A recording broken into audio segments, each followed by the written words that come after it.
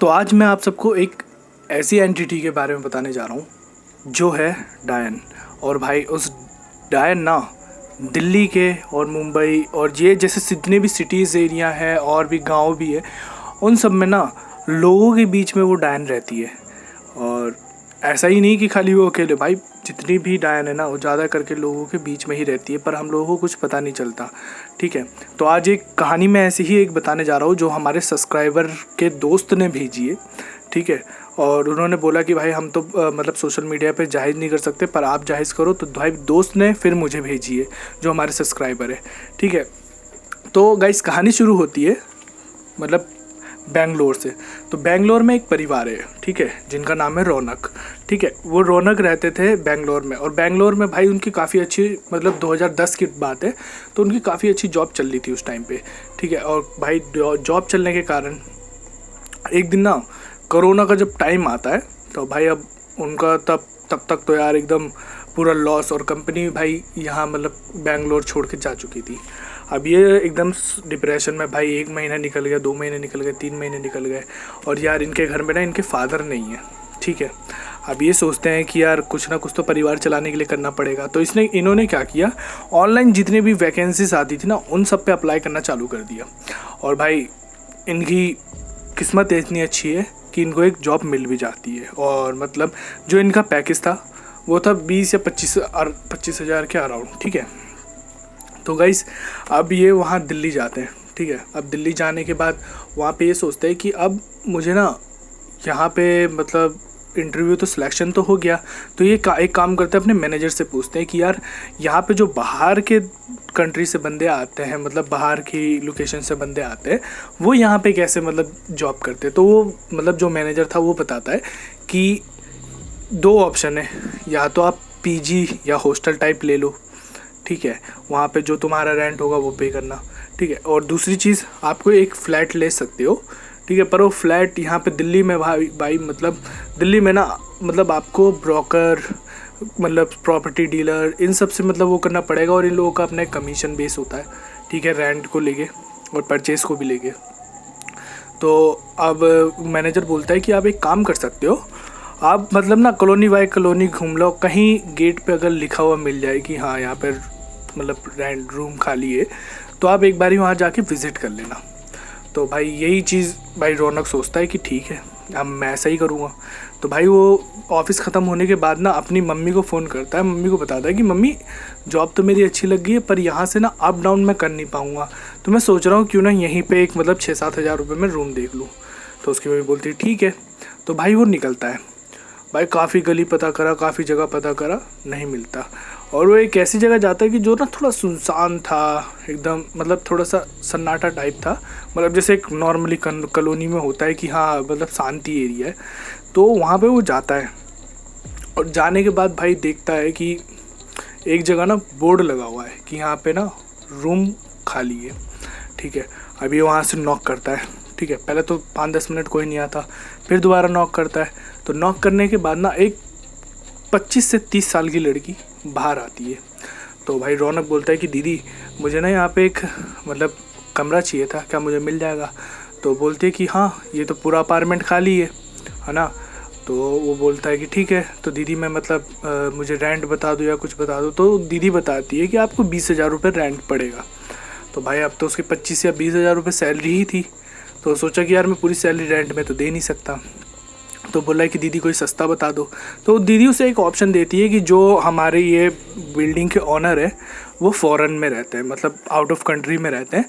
तो उन्होंने बोला कि आप मतलब जो ये दीदी हैं, आप यहाँ पे रह रही हो तो आप अपने साथ शेयरिंग में कोई किसी को रख सकती हो। जैसे इस फ्लैट का रेंट है 20 हज़ार, तो आप 20 हज़ार के बदले 10 हज़ार वो देंगे, 10 हज़ार आप दे दो। तो भाई रौनक को अच्छा लगता है, रौनक बोलता है कि ठीक है दीदी मुझे एक बारी रूम दिखा दो। तो भाई वो रूम देखने जाता है, और भाई रूम उसे इतना पसंद आता है, पूरा फर्निश्ड रूम एकदम मस्त, पूरा एकदम ऐसा लग रहा था लग्जीरियस। ठीक है, अब भाई एकदम उसका पूरा दिल आ गया। उसने क्या करा कि पैसे वैसे दे दिए। उसने बोला कि दीदी मैं कब से आ सकता हूँ रहने। तो बोले कोई दिक्कत नहीं, आप जब से मतलब जैसे ही आपने पैसे पे कर दिया आप अगले दिन से आज से ही रहना चालू कर दो। तो भाई ये मतलब फिर बोलता है कि दीदी मुझे एक दिन का टाइम चाहिए, मैं अपने घर जाऊँगा, वहाँ से कपड़े वपड़े लेके आऊँगा। तो ये अपने घर जाता है, वहाँ से बेंगलोर से अपने कपड़े जो भी था सारा ज़रूरत का सामान वो लेके आ जाता है यहाँ पे। और भाई पर ये यहाँ पे आता है ना, तो यहाँ पे एक चीज़ ऑब्जर्व करता है कि यहाँ पे ना बहुत गिने चुने लोग हैं, एक आधा लोग इक्के दुक्के लोग दिख गए, वरना उस कॉलोनी में कोई और नहीं दिखता था। वो सोचता है छोड़ यार, मुझे क्या मतलब, मुझे खाना पीना सोना है और काम करना है, ठीक है, मुझे अपनी मतलब घर की स्थिति अच्छी करनी है पहले जैसी।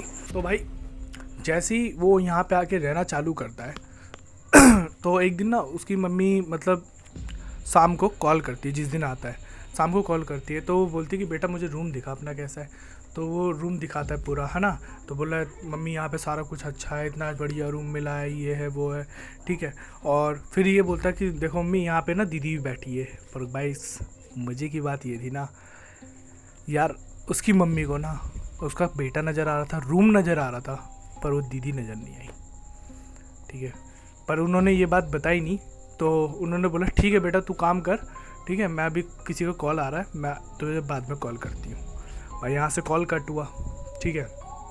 कॉल कट होने के बाद तो वो सोचता है यार क्या हो गया। तो दीदी बोलती है कि क्या हुआ, तुमने मम्मी ने मुझे देख लिया। तो वो बोला हाँ दीदी किसी का कॉल आ गया, शायद उन्होंने कॉल काट दिया तो करती है। अब भाई उन्होंने कॉल काटने के बाद एक बाबा को फ़ोन किया, ठीक है। तो उन बाबा ने बताया कि मैं जानता हूँ कि तूने मुझे कॉल क्यों किया है। तो बोलती क्यों, क्या नाम है बाबा, बताओ। तो बोलती है, वो बाबा बोलते हैं कि जो तेरा बेटा है ना वो एक डायन के पास है, और डायन तेरे बेटे को पसंद करने लगी है, और वो यहाँ से तीसरे दिन ना उसको लेके जाने वाली है, मतलब अपनी दुनिया में। अब भाई ये सारी चीज़ें सुन के उसकी मम्मी एकदम शॉक्ड, बोल रही कि मतलब मेरे पे कोई और सहारा भी नहीं है बाबा, मुझे मेरे बेटे को बचा लो। तो बोला देख, हमने अगर ये बात करी, कुछ भी बात करी उसके बारे में, तो उसको पता चल जाएगा, और उसको पता चल गया तो तेरे बेटे को आज ही ले जाएगी। तो बोलता है कि बाबा क्या करे। तो उसकी मम्मी फिर उसको दोबारा रिटर्न फ़ोन करती है। तो रौनक बताता है कि मम्मी दीदी ना मुझे कल ना कहीं शादी में लेके जाने वाली है ना। तो दीदी बोलती है देख हम लोग ना इतने अच्छे समाज से बिलोंग करते हैं, तो शादी में लड़की के साथ जा रहा है तो थोड़ा गैप बना के रखियो, ठीक है। अब ये भाई ठीक है ओके डन। पर बाबा ने इनको बताया हुआ था कि वो ना अपने शिकार बनाने के लिए वो एक खाली जगह में लेके जाएगी तुम्हारे बेटे को, ठीक है। वो शादी का ढोंग रचाएगी, पर वो शादी नहीं होगी, वो छलावा होगा, ठीक है। और वो मतलब ये सोचेगा शादी है, और वो उसी टाइम पे उस पर अटैक करेगी। तो उसकी मम्मी उसको बोलती है कि देख दीदी को आगे आगे चलने दियो और तू पीछे पीछे चलियो, ठीक है। तो बोलता है मम्मी क्या यार आप भी, मतलब मैं शादी में जा रहा हूँ ये सारी चीज़ें। तो बोले तू मेरी बात मानता है ना। तो बोले बस इतनी सी बात भी मान ले। तो बोले ठीक है मम्मी। अब भाई वो जैसे ही थोड़ी देर जाते हैं, अगले दिन होता है भाई शादी में जाते हैं, ठीक है। वो अपनी मम्मी को वीडियो कॉल करके दिखाता है कि मम्मी देखो यहाँ पे लड़का है, मैं इतने सारे मतलब पकवान बने, ये सारी चीज़ें बनी है, ठीक है। और गाइस मज़े की बात ये थी ना, उसको उसकी मम्मी को वहाँ पे ना खाली एकदम पार्क दिखाई पड़ रहा था, जिसकी घासें थोड़ी बड़ी बड़ी थी, जैसे लग रहा हो कितने टाइम से बंद है, ठीक है। अब भाई ये एकदम सोच के मतलब उसकी जो मम्मी है एकदम डर जाती है, बोलती है हाँ बेटा ठीक है अच्छी बात है, और जो मैंने तुझे वो बात बोली थी वो तुझे पता है। बोला हाँ मम्मी मैं जानता हूँ। तो बोले ठीक है तू जो करना है तू कर। और भाई कॉल कट कर देती है, बोलती है कि ती अब मतलब तू देख ले जो तुझे करना है, पर शादी से निकलने से पहले मुझे फ़ोन करियो। तो भाई ये जैसे ही मतलब बाहर निकलता है तो बोलता है कि दीदी आप थोड़ा सा आगे चलो, मैं मम्मी को कॉल करके आ रहा हूँ, मम्मी मुझे बोली थी। अब भाई कॉल करती है, ठीक है। तो वो बोलता है कि दीदी कहाँ है, उसकी मम्मी बोलती है दीदी कहाँ है। तो बोलता है कि मम्मी मेरे से थोड़ा सा आगे। तो बोलती है कि ठीक है तो पीछे हो जा, चलते रहे। अब भाई धीरे धीरे धीरे धीरे तो बोलती है कि अब तू हनुमान चालीसा पढ़ना चालू कर दे। और भाई जैसे ही उसने हनुमान चालीसा पढ़नी चालू करी, जय हनुमान ज्ञान गुनी सागर, और भाई जैसे ये लाइन आती है ना, क्या बोलते हैं, भूत पिचास निकट नहीं आवे, और भाई उसके बाद वो दीदी एकदम अचानक से कहाँ गायब हो गई, उसको भी नहीं पता चला, ठीक है। तो उसकी मम्मी बोलती है अभी दीदी कहाँ है। तो बोलता है कि दीदी पता नहीं, दीदी अभी यहीं पे थी, शायद कुछ काम आ गया होगा, वो चली गई। अब भाई यहाँ से तो चलो ये बच के आ गई। तो अब यहाँ से आता है दूसरा दिन, और भाई दूसरे दिन में ना जैसे ही वो सोचती हैं कि मतलब यार मैं अपने मतलब बेटे को कैसे बचाऊं, तो वो बाबा को कॉल करती हैं। तो बाबा बोलते हैं देख आज तेरे बेटे का ना 80% चांस है कि तेरा बेटा ख़त्म हो जाएगा। तो बोल रहे बाबा ऐसा मत बोलो, प्लीज़ उसे बचा लो। तो बोल रहा है देख उसे ना तेरे बेटे का खून चाहिए। तो अभी ये एक ऑप्शन निकालते हैं और भाई रौनक से बोलते हैं। तो रौनक ना देखता है अपने शरीर पे ना जैसे जैसे हल्का हल्का कहीं ना बाइट के निशान होते हैं ना, तो वो सोचता है यार शायद मे बी मैंने कुछ खा लिया होगा, इसी वजह से वो ऐसे एलर्जी टाइप कर रहा है। ठीक है, तो अब भाई उसकी मम्मी उसको फ़ोन करती है, बोलती है देख बेटा मुझे अपनी चोट दिखा। तो दिखा दिए। तो बोलती है ये तो इन्फेक्शन है, इसको ना तेज़ी से दबा, इसमें से खून निकलेगा ना, और जैसे वो ज़मीन पे गिरे मुझे दिखाइयो। ठीक है, वो अगर खून काला होगा तो मतलब सारी चीज़ें। पर भाई ये चीज़ें पंडित जी ने बताई हुई थी। और भाई वो जैसे ही गिराता है तो देखता है देखो मम्मी यार कुछ भी नहीं है, इन्फेक्शन नहीं है, ये ऐसे ही नॉर्मली कुछ हो गया होगा, है ना। तो भाई किचन में जाता है कपड़ा लेने पोंछने के लिए ब्लड को। और भाई सरप्राइज़ बात ये थी ना, जैसे ही वो वहाँ पे जाता है वो देखता है कि यार खून ऑलरेडी साफ है और दीदी वहाँ पे बैठी हुई है। और बोलता है कि दीदी आपने साफ़ कर दिया। तो बोलिए हाँ। पर भाई उसने साफ़ कैसे किया था पता है? उसका खून चाट के। और इससे क्या हुआ कि उसको एक दिन की मोहलत और मिल गई। और भाई आता है तीसरा दिन। और भाई तीसरे दिन वो 100% उसको ले जाने वाली थी। और वो बाबा बोलते हैं कि देख आज लास्ट दिन है, अगर मतलब बचा लिया तो बचा लिया, नहीं बचा पाए तो फिर कुछ नहीं कर सकते, फिर वो ले जाएगी। तो वो बोलती है कि बाबा कैसे करें, देख बोलती है उसको पता ना चले, ठीक है, इस तरीके से। तो वो बोलती है कि बेटा एक काम कर, हमारे यहाँ ना पूजा रखी गई है, तू आ जा। तो बोलता है मम्मी यार क्या यार अभी 3-4 दिन हुए हैं, ठीक है, जॉब लगी है। नहीं तो बोलती है देख मैं जानती हूँ तेरी शनिवार संडे छुट्टी है, तू चुपचाप अपना बैग उठा, कैब बुक कर दिया हमने, तू आ। तो बोलता है ठीक है। बोलती है कि मैंने कुछ सामान लिखे हैं पूजा के, तो वो लेता ही हो। तो गाइस उसमें ना कुछ राई के दाने, लौंग, है ना, ये सारी चीज़ें, नींबू वींबू, ये सारी चीज़ें लिखी हुई थी, है ना। तो वो सारी चीज़ें लेके आता है। ठीक है, तो उसकी मम्मी बोलती हैं कि एक काम कर तेरे पास दीदी है। तो बोलता है कि दीदी तो नहीं है।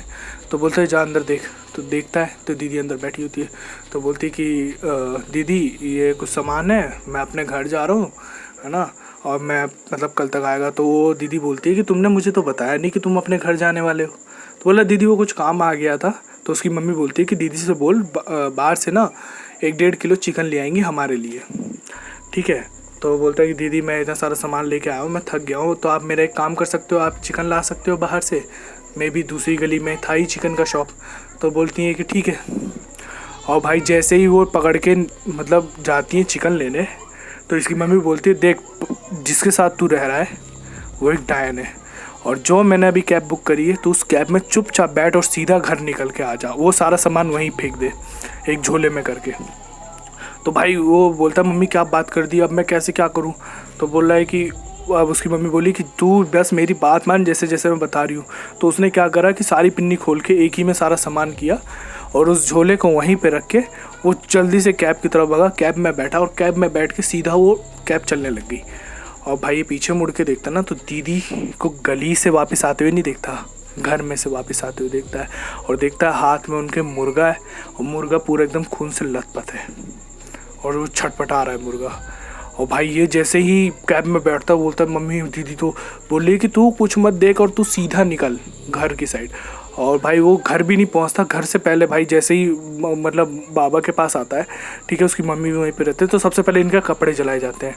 उसके बाद 3 दिन हवन चलता है और 3 दिन के बाद गाइस ये शांत हो पाता है और बच पाता है। अब भाई इसकी आई बैक ऑफ स्टोरी। तो ये फिर मतलब जॉब तो छोड़ता नहीं है, जॉब के बाद ये कहीं और अपार्टमेंट देख लेता है और उस अपार्टमेंट को देखने के बाद ये जाता है मतलब उसी एरिया में। तो एक उसको गार्ड मिलता है, तो बोले यार आज से पहले तो कभी गार्ड था नहीं यहाँ पे। तो गार्ड के पास जाता है तो बोलता है कि गार्ड साहब ये अपार्टमेंट कब से बंद है। तो बोला मालिक 5 साल हो गए इसे बंद हुए। तो बोला यार क्या बात कर दी, अभी 6 महीने पहले मैं यहाँ पर रह के गया हूँ। और भाई एकदम ये शॉक्ड। तो बोलता है कि मतलब आपको, गार्ड बोलता है मजाक में कि आपको यहाँ पे चाहिए फ्लैट, दिला दूँ मैं। तो बोला नहीं मुझे नहीं चाहिए। तो गाइस इसीलिए कहते हैं कि किसी भी अनजान व्यक्ति पे ना इस तरीके से भरोसा मत करो, क्या पता कि वो डायन हो, क्या पता वो डंकनी हो और कोई और एंटिटी हो। तो गाइस मिलते हैं इसी तरह आप सबको और भी इंटरेस्टिंग स्टोरीज़ में। Ta-ta bye bye.